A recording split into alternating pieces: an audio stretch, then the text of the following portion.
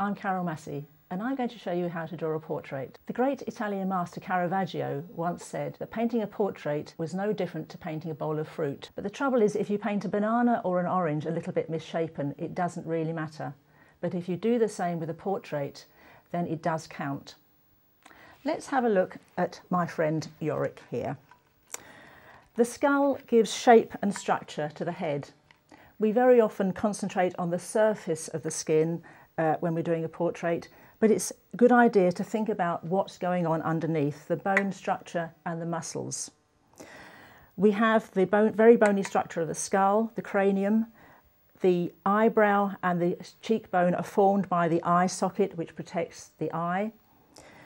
There's very little bone in the nose. The rest of it here is really soft flesh and tendon.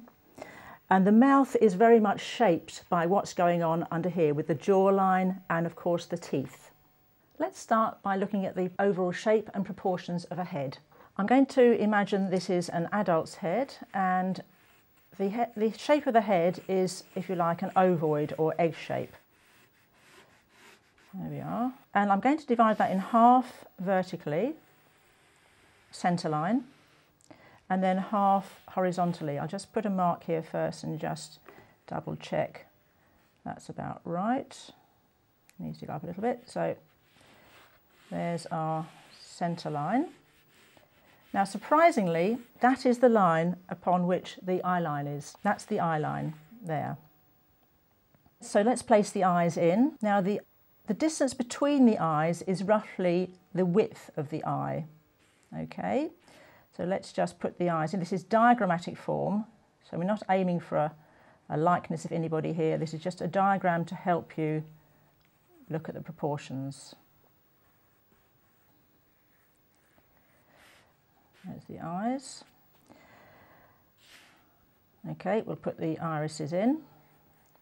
It looks a little bit more human. And the pupils.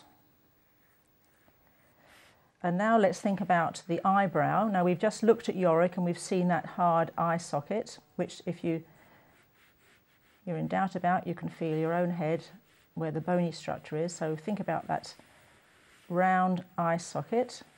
Let's just ghost it in and then draw in the eyebrow on the upper limit.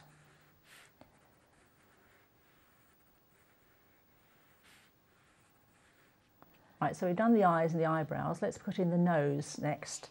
Now, if we draw a line across from the base of the brows there and then divide the space between there and the bottom of the chin in half, that is roughly where the base of the nose falls. Now, of course, these proportions will vary according to the individual and to ethnic origin, so they're just rough guidelines to help you proportion the face. So think about this as the base of the nose. Now, the width of the nostrils is usually no wider than a line drawn down to the tear ducts. There. So let's think of the nose as a sort of roughly a triangular shape. Okay, and very often you'll get the base of the nose. Obviously, the nose is the thing which, if you like, stands out from the face most and will receive the greatest shadow.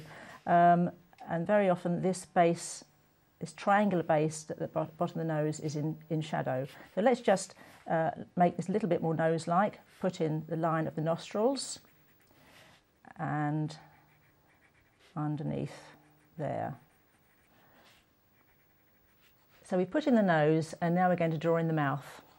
If we divide the space between the base of the nose and the bottom of the chin in half now, this will usually be the line where the bottom of the lip falls. So the lips are going to come above that line, in other words. And the width of the mouth is really determined by a line drawn down from the centre of the pupil. So this line here is usually the outer limit of the mouth, in a normal mouth, not a smiling mouth, of course, which becomes a lot wider. So let's just put in the lips. At this stage, we're not looking at shading, we're just looking at placing the features. Sometimes you get a little triangle here formed at the centre of the lips, which will dip down a little bit just to alter that centre line.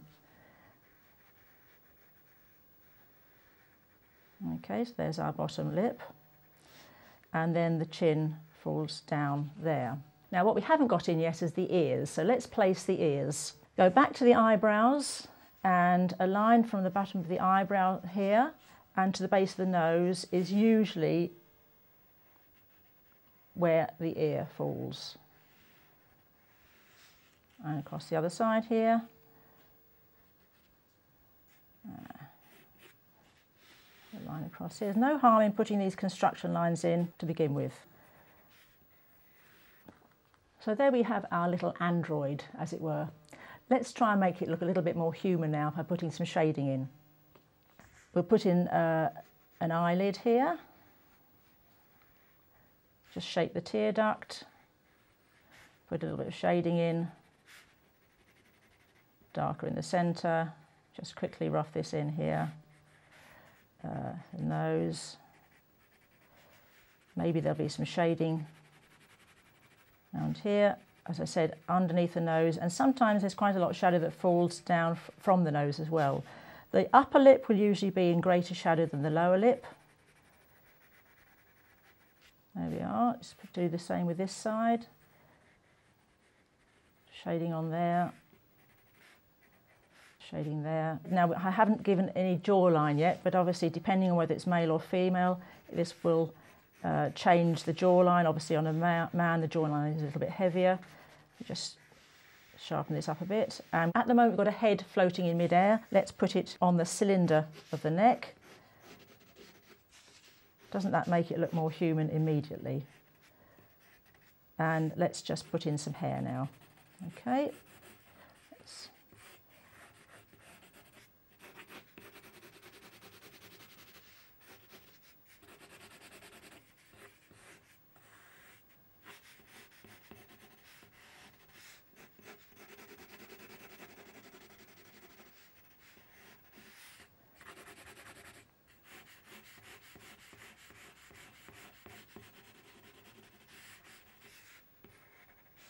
There we are. So those are our rough proportions, and I hope that's helped you look at the head afresh, as it were.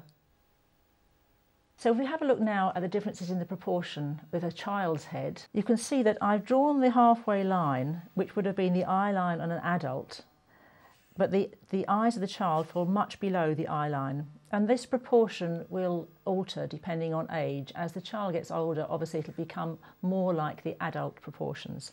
But this child was probably about 3, so you've got this, if you like, baby face look. The eyes are wider apart, so the width between the eyes is greater than the width of an eye, so we've got a wider space between them. Not so much shape to the tear ducts, etc., and a bigger look to the eyes. The iris fills the eye position more. A smaller nose and a smaller mouth. The mouth doesn't come out half as wide as it did on the adult. And then the other thing which makes it look childlike is obviously a much smaller neck, and if you're drawing the shoulders as well, narrower shoulders. I'm going to draw a portrait of Ashley from a photograph I took when he was quite young. I like to take my own photographs if I can. You can assess the character, you can look at hair colouring, eye colouring, etc. I've made an enlarged copy of the photograph, which I've traced, and then I've used trace down paper to trace the image down onto my paper, which is a pinky grey pastel paper. I'm going to start by putting in some of the highlights on Ashley. I'm using a black and a white pastel pencil, and if I start with just the black, I might fall into the trap of just losing some of those areas of white. So I'm going to start with the hair. Some highlights in the hair here, and now the most important highlight is in the eye itself. Now, because this has been taken with a flash, what you end up with is a dot right in the middle of the pupil. So I'm going to change the highlight in the eye and make it more of a line.